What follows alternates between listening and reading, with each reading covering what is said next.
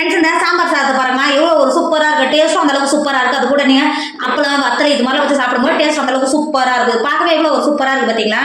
டேஸ்ட்டும் அந்தளவுக்கு சூப்பராக இருக்கும். வீட்டில் இருக்கிறவங்கள பெரியவங்க குழந்தைங்க எல்லாமே விரும்பி சாப்பிடுவாங்க. இன்னைக்கு சூப்பரான சாம்பார் சாதம் எப்படி செய்யலாம்னு பார்க்கலாமா? Hi friends, welcome to Kerala சமையல். இன்னைக்கு கேரளா சமையலில் சாம்பார் சாதம் தான் பண்ண போகிறோம். வாங்க எப்படி செய்யலாம்னு பார்க்கலாம். இப்போ ஒரு பவுல் வச்சுக்கோங்க. 250 கிராம் கப்பில் 3 கப்பு அரிசி எடுத்துருக்கேன். உள்ள சேர்த்துக்கோங்க.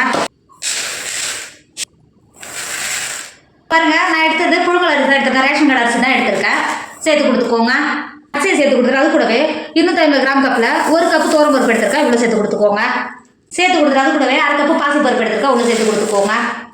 நீங்கள் 3 கப்பு அரிசிக்கு 1.5 கப்பு பருப்பு சேர்த்திங்கன்னா கரெக்டாக இருக்கும். சேர்த்துட்டு ஒரு 2 டைம் நல்லா தண்ணி ஊற்றி பருப்பு அரிசி நல்லா கழுவிட்டு தண்ணி வடிகட்டி எடுத்துக்கோங்க. இப்போ பாருங்கள், கழுவிட்டு தண்ணி வடிகட்டி எடுத்துன்னு வந்திருக்கேன். இப்போ ஒரு குக்கர் வச்சுக்கோங்க. நம்ம கழுவி எடுத்து வந்து வச்சுக்கோம்ல, அரிசி பருப்பு உள்ளே சேர்த்துக்கோங்க. பருப்பு அரிசியும் சேர்த்து கொடுத்துட்டு 1 கப்பு அரிசிக்கு 5 கப்பு தண்ணி வச்சுக்கோங்க. கரெக்டாக இருக்கும். நான் 3 கப்பு அரிசி சேர்த்துருக்கேன். 15 கப்பு தண்ணி சேர்த்துக்கிறேன். சேர்த்து கொடுத்துக்கோங்க.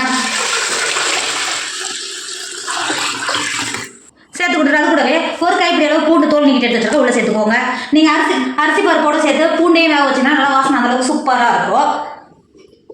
சேர்த்து கொடுத்துட்டு அது கூடவே 1 டேபிள் ஸ்பூன் மஞ்சள் தூள் சேர்த்துக்கோங்க. சேர்த்து கொடுத்துட்டு அது கூடவே 2 டேபிள் ஸ்பூன் உப்பு சேர்த்துக்கோங்க.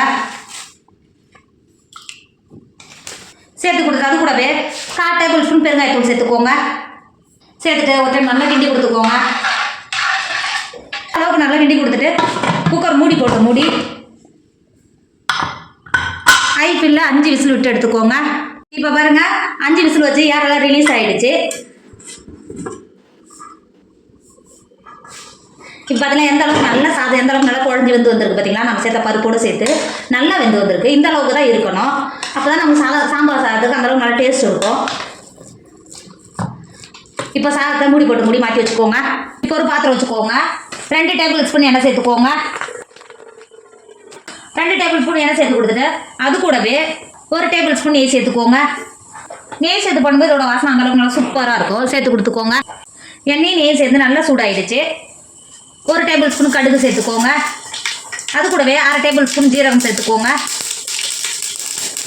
மிளகாயை கட் பண்ணி வச்சுருக்கா பொண்ணு சேர்த்து கொடுத்துக்கோங்க. கடுகு காஞ்ச மிளகாய் ஜீரகம் எல்லாம் சேர்த்து பொரிஞ்சு வந்துருச்சு. ஒரு கொத்து கருவேப்பிலை எடுத்துக்கோங்க. கருவேப்பிலை சேர்த்து கருவேப்பிலை நல்லா பொரிஞ்சு வந்துருச்சு. பெரிய சைஸ் ஒரு வெங்காயத்தை பொடியாக கட் பண்ணி வச்சுருக்கா இப்போ உள்ள சேர்த்து கொடுத்துக்கோங்க. நீங்கள் இதுக்கு பதிலாக சின்ன வெங்காயம் சேர்த்தாலும் டேஸ்ட் நல்லா சூப்பராக இருக்கும். உங்ககிட்ட இருந்தால் சேர்த்து கொடுத்துக்கோங்க.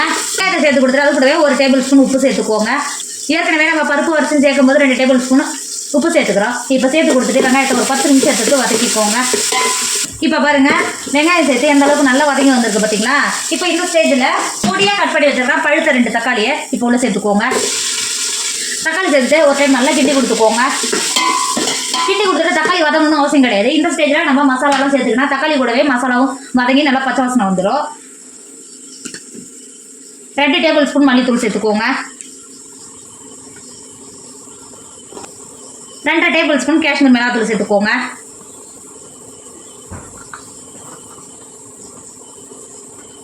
அது கூடவே குழம்பு மிளகாத்தூள் 2 டேபிள் ஸ்பூன் சேர்த்துக்கோங்க. சேர்த்து கொடுத்துட்டு சாம்பார் மசாலா உங்கள்கிட்ட இருந்தால் 1 டேபிள் ஸ்பூன் சேர்த்து கொடுத்துக்கோங்க. நான் சாம்பார் பொடி 1 டேபிள் ஸ்பூன் சேர்த்துக்கிறேன். சேர்த்து கொடுத்துக்கோங்க.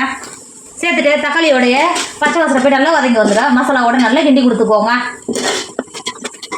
மசாலா நல்லா கிண்டி கொடுத்துட்டு தண்ணி செய்யணும்னு அவசியம் கிடையாது. ஒரு 10 நிமிஷத்துக்கு தக்காளியோட வெந்து வந்தாவே தக்காளியில் தண்ணியெல்லாம் இறங்கி வந்துடும். இப்போ இந்த மாதிரி நீங்கள் எண்ணெயிலே வதக்கும் போது தக்காளியும் மசாலாவோட பச்சை வாட்டை போய் நல்லா வதங்கி வந்துடும். இப்போ 2 செகண்ட் தண்ணி எதுவும் சேர்க்காம வதக்கிக்கோங்க. இப்போ பாருங்க, ஒரு 10 நிமிஷத்துலேயே தக்காளியோட சேர்ந்து நல்லா மசாலா எந்த அளவுக்கு நல்லா வெந்து வந்திருக்கு பார்த்தீங்களா? தண்ணி எதுவும் சேர்க்கல. தக்காளியோட இருந்த இறங்கி வந்த தண்ணியிலேயே எந்த அளவுக்கு நல்லா மசாலா வெந்து வந்திருக்கு பார்த்தீங்களா? இப்போ இந்த ஸ்டேஜில் வெஜிடபிளாக சேர்த்துக்கலாம். 1/4 கப் பீன்ஸை கட் பண்ணி வச்சுருக்கா இப்போ உள்ள சேர்த்து கொடுத்துக்கோங்க. அது கூடவே 2 உருளைக்கிழங்க கட் பண்ண பிறகு 1/4 கப் இருக்குது. இப்போ உள்ள சேர்த்து கொடுத்துக்கோங்க. நான் எல்லா வெஜிடபிளுமே 1/4 கப் அளவு தான் சேர்த்துக்கிறேன். சேர்த்து கொடுத்துக்கோங்க.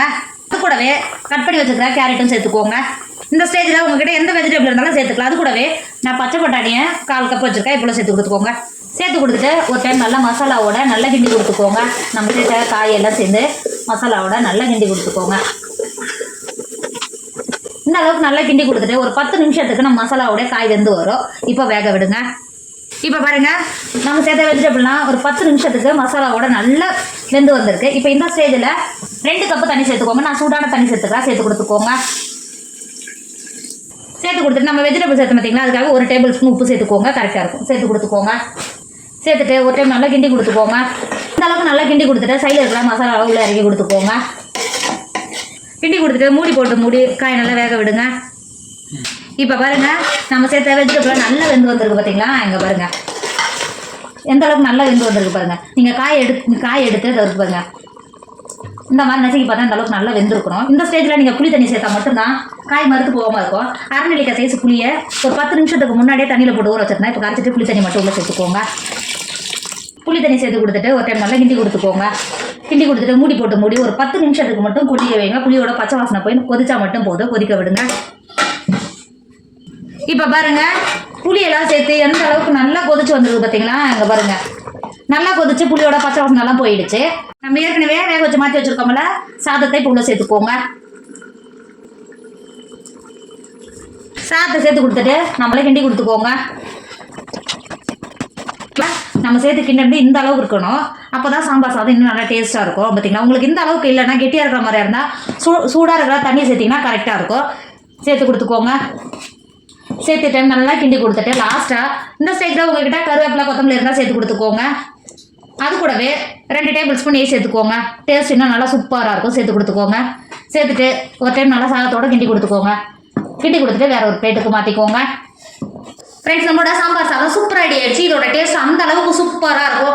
நீங்கள் ரோட்டு கடை ஹோட்டலுக்கெல்லாம் போனீங்களா இந்த மாதிரி தான் இருக்கும். டேஸ்ட் அந்த அளவுக்கு சூப்பராக இருக்கும். அதே டேஸ்ட் இந்த மாதிரி நீங்கள் வீட்டில் பண்ணி பார்த்தீங்கன்னா டேஸ்ட் அந்த அளவுக்கு சூப்பராக இருக்கும். கண்டிப்பாக நீங்கள் ட்ரை பண்ணுங்க. என்னோட வீடியோ உங்களுக்கு பிடிச்சிருந்தா உங்கள் ஃப்ரெண்டு உங்கள் ஃபேமிலிக்கு ஷேர் பண்ணுங்க.